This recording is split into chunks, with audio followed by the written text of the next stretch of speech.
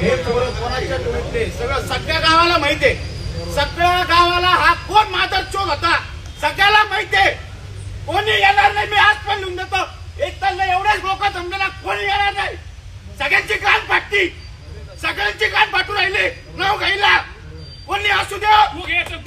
अरे नाही सांगतो भाईचोत पुढे राहतो काय राहतो. कुणाला काय करणार आहे. काही शेटा वाकडा करत नाही. हे पण ते पण गावातले कोणीच काय करू शकत नाही. आमच्यावर बितली. आमच्यावर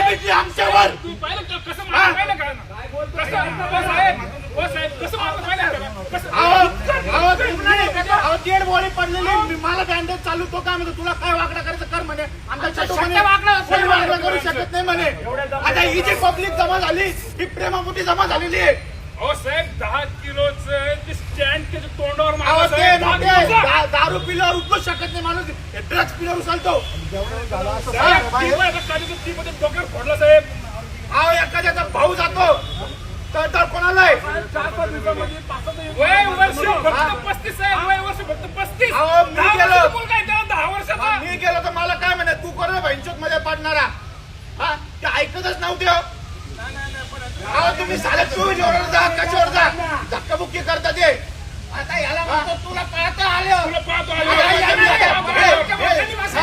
आमच्या बोकांडी मध्ये संरक्षण प्रदान करू द्यापासून मला व्यापाऱ्याला प्रत्येकाला तुम्ही ना बंदुकीचं लायसन दिलं पाहिजे. कस काय धंदे करायचे. उद्या या साहेबांना मारलं होतं दुकानात जाऊन मारलेलं आहे. साहेब 50 लाख रुपये टॅक्स भरत असतील. मी माझ्या भावाचा अंतिम करणारच नाही.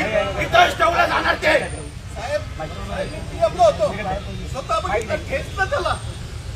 अहो श्वास घ्यायला नाही ठेवला. श्वास घ्यायला भांडण झालं काय म्हणजे ठरवून झालेला प्री प्लॅन आहे.